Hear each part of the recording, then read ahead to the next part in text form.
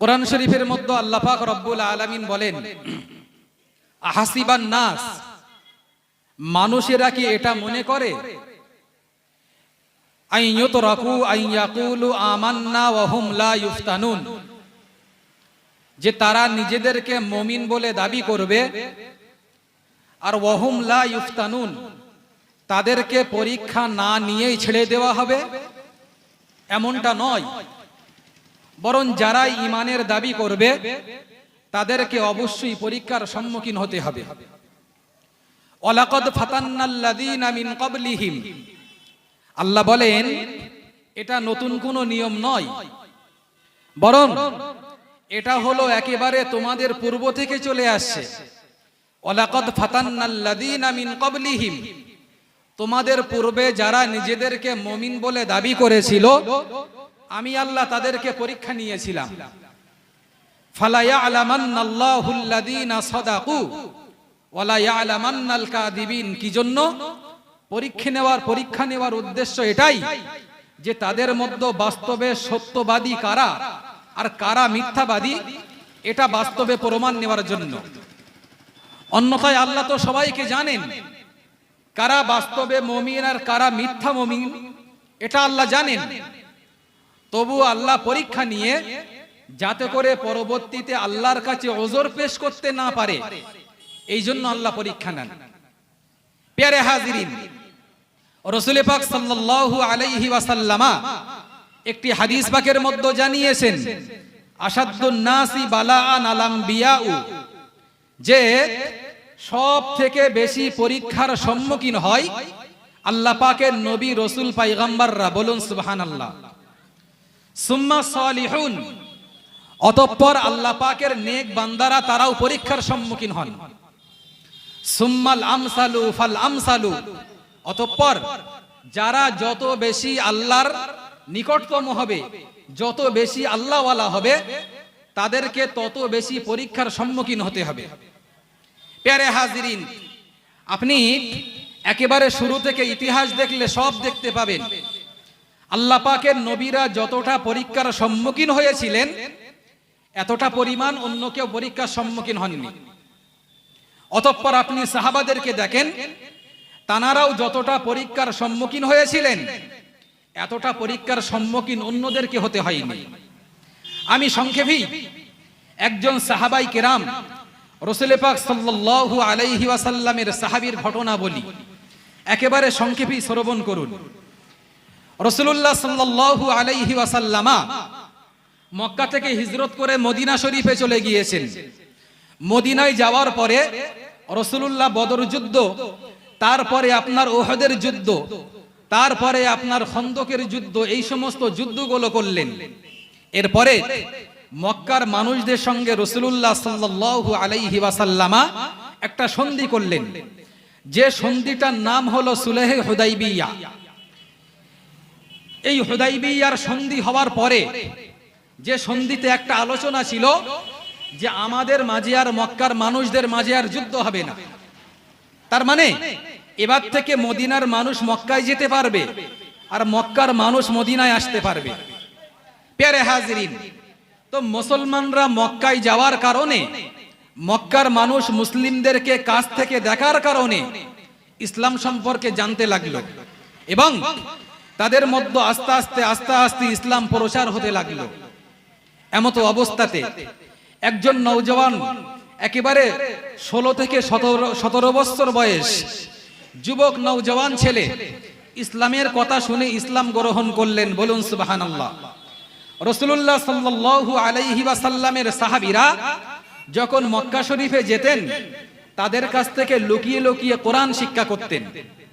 অতঃপর তিনি অপেক্ষা করছিলেন যে যেহেতু তিনি এতিম অবস্থায় জীবন যাপন করছিলেন, ওনার আব্বা ছোটবেলায়, উনি যখন একেবারে ছোট, ওনার আব্বা দুনিয়া থেকে বিদায় নিয়েছিলেন। আর ওনার একটা চাচা ছিল, চাচা অনেক সম্পদশালী ছিল, অনেক ধনী ছিল, অনেক সম্পদশালী ছিল একদিকে, অপরদিকে সে ছিল নিঃসন্তান, কোনো সন্তান ছিল না। তো নিজের ভাইয়েরই সন্তানকে নিজের পুত্র বানিয়েছিল, তার জন্য সুন্দর একটা বিল্ডিং বানিয়েছিল, তার জন্য অনেক জমি জায়গা তার নামে উইল করেছিল, তাকে অনেক সম্পদ দিয়েছিল। এক কথাই বলতে পারেন যে একটা রাজপুত্র যেমন জীবনযাপন করে, এই এতিম ছেলেটা সেরকম জীবনযাপন করতে লাগলো। কিন্তু মনে মনে ইসলাম গ্রহণ করেছে, লুকিয়ে লুকিয়ে নামাজ আদায় করত, সাহাবীদের কাছ থেকে কোরআন শিক্ষা করত। প্যারে হাজিরিন, এই নওজওয়ান যুবক সাহাবীটা দীর্ঘ 3 বছর পর্যন্ত নিজের ইসলামকে গোপন করেছিলেন। এই অপেক্ষায়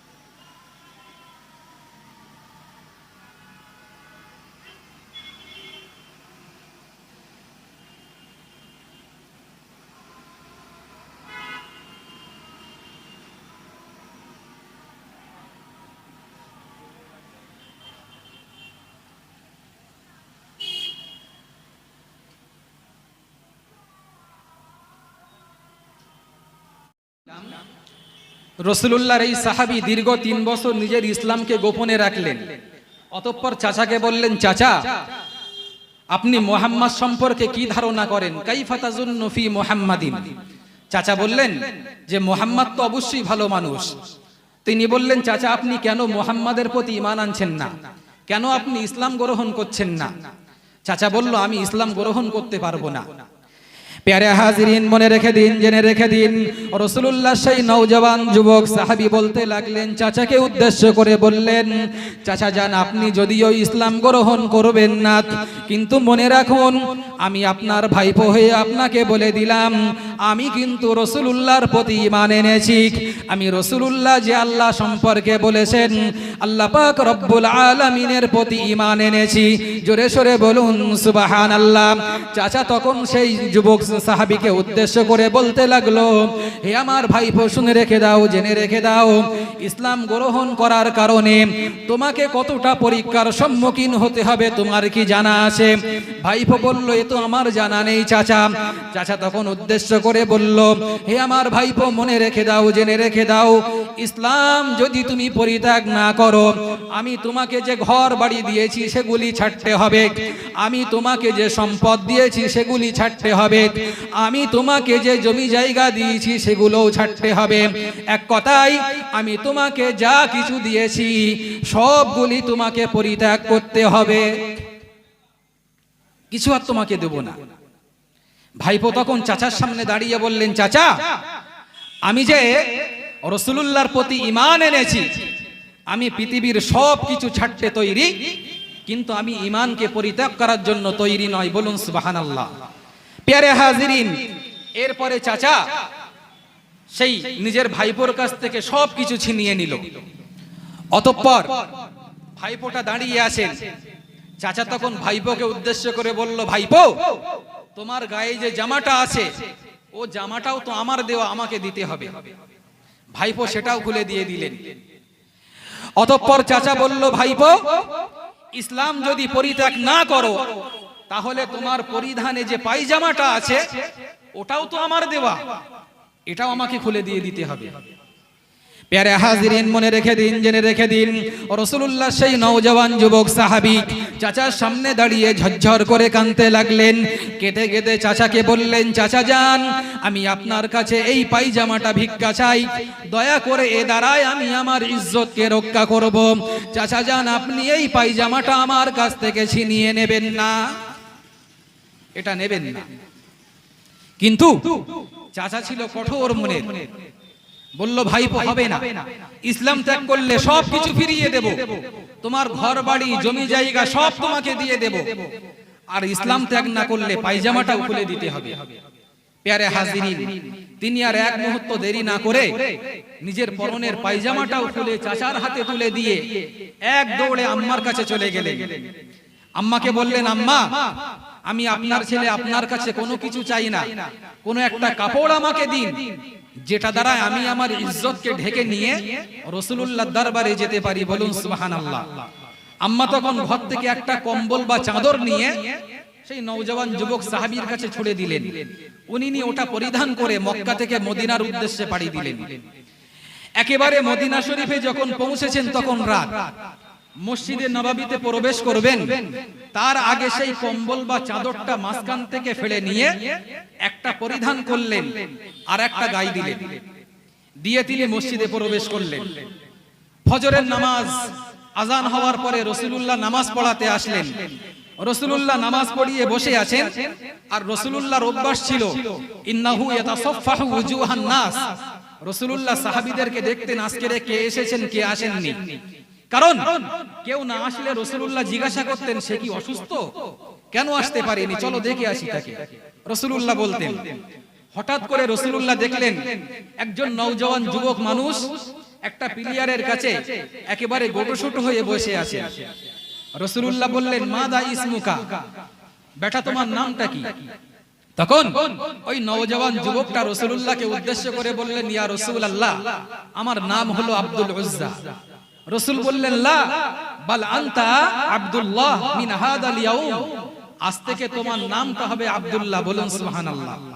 তুমি আব্দুল উজ্জা না, উজ্জা হলো ঠাকুরের নাম, আব্দুনের মানে বান্দা, মানে উজ্জার বান্দা, ঠাকুরের বান্দা। তুমি ঠাকুরের বান্দা নয়, বরং আজ থেকে তুমি হবে আল্লাহর বান্দা। বলুন সুবহানাল্লাহ। এরপরে রাসূল বললেন, মাদা তারিফুকা, তোমার পরিচয়টা কি? উনি নিজের পরিচয় দিতে লাগলেন। যখন নিজের ঘটনা বর্ণনা করতে লাগলেন, রাসূলুল্লাহ ঝরঝর করে কাঁদতে লাগলেন। আর রাসূল বলছিলেন, সবরান লাকা, সবরান লাকা, বাবা তুমি ধৈর্য ধারণ করো, ধৈর্য ধারণ করো, আল্লাহ তোমাকে অনেক বড় পুরস্কার দেবেন। বলুন সুবহানাল্লাহ। প্যারে হাজিরিন, সংক্ষেপেই বলি, দেখতে দেখতে তাবুকের যুদ্ধের সময় চলে আসলো। রাসূলুল্লাহ সাল্লাল্লাহু আলাইহি ওয়াসাল্লাম সাহাবীদেরকে বললেন, ও সাহাবীরা, অনেক কঠিন যুদ্ধ করতে হবে, অনেক দূরে যেতে হবে, সামনে আমাদের 2 লাখের বেশি সৈন্য, তাদের বিরুদ্ধে যুদ্ধ করতে হবে। এখন তোমাদের কাছে আমি রাসূলুল্লাহ আবেদন করছি যে তোমরা মন ভরে হাত খুলে আল্লাহর রাস্তায় দান করো। প্যারে হাজিরিন, সেদিনে সাহাবীরা অনেক দান করেছিলেন, অনেক দান করেছিলেন। হযরতে সিদ্দিক আকবরের যে ঘটনা আমরা শুনেছি, যে উনি ওনার বাড়ি থেকে সবকিছু গুটিয়ে এনে রাসূলুল্লাহর কাছে এসে বললেন, ইয়া রাসূলুল্লাহ, হাদিহি সাদাকাতুম মিন কিবালি আবি বকরিন, হুজুর এটা হলো সিদ্দিক আকবরের পক্ষ থেকে দান। বলুন সুবহানাল্লাহ। হুজুর বললেন, মাদা তারাকতা ফি বাইতিকা, আবু বকর তুমি তোমার বাড়িতে কি রেখে এসেছো? উনি বলেছিলেন, মা তারাকতু ফি বাইতি ইল্লাল্লাহ ওয়া রাসূলুহু, আমি আমার বাড়িতে তো শুধুমাত্র আল্লাহ এবং রাসূলুল্লাহ সাল্লাল্লাহু আলাইহি ওয়াসাল্লামকে রেখে এসেছি। বলুন সুবহানাল্লাহ। হযরতে ওমর বলেন, আমি ওই সময় মনে মনে করেছিলাম আজকের সিদ্দিককে হারিয়ে দেব, কারণ ওই সময় আমার কাছে অনেক সম্পদ ছিল। আমি আমার সম্পদের অর্ধেক এনে রসুলকে বললাম, হুজুর এটা ওমরের পক্ষ থেকে দান। রসুল বললেন, ওমর বাড়িতে কতটা রেখে এসেছো? উনি বললেন, আনসাবত নিসফাইনি ইয়া রাসূলুল্লাহ, আমি আমার সম্পদ বলি দুভাগে ভাগ করে এক ভাগ বাড়িতে রেখে এসেছি আর এক ভাগ আপনার দরবারে এনেছি। রাসূলুল্লাহ তখন মুস্কে হেসে হযরত ওমরের দিকে দেখলেন, আর ওমর তখন আবু বকর সিদ্দিককে বললেন, আবু বকর এরপরে কোনোদিন আমি আর আপনার সঙ্গে প্রতিযোগিতা করব না। আজকের ভেবেছিলাম আপনাকে হারিয়ে দেব, কিন্তু আজকেরও পারলাম না, তার মানে জীবনে আর কোনোদিন পারবো না। প্যারে হাজিরিন, লম্বা চওড়া ওয়াকিয়া, দেখতে দেখতে আমার সময়ও শেষ। তো আমি এখানেই আমি আমার বক্তব্য ইতি করছি। আল্লাহ পাক রব্বুল আলামিন তৌফিক দিলে পরে আগামীতে ইনশাআল্লাহ এই বিষয়গুলি আবার আলোচনা করব। তো যে কথা বলছিলাম, পরীক্ষার সম্মুখীন হতে হবে। এ পানি হয়েছে তাই কি এটা মনে করতে পারেন আল্লাহর পক্ষ থেকে একটা পরীক্ষা। তো আমরা যদি মুমিন হই, এই পরীক্ষায় আমাদের উত্তীর্ণ হতেই হবে। আল্লাহ পাক রব্বুল আলামিন আমাদের সকলকে তৌফিক দেন, আমরা যেন এই সমস্ত পরীক্ষাগুলি পার করে আল্লাহ পাক রব্বুল আলামিনকে রাজি খুশি করতে পারি। সকলে বলুন আল্লাহুম্মা আমিন। ওয়া আখিরু দাওয়ানা আনিল হামদুলিল্লাহি রাব্বিল আলামিন। দরুদ শরীফ আল্লাহুম্মা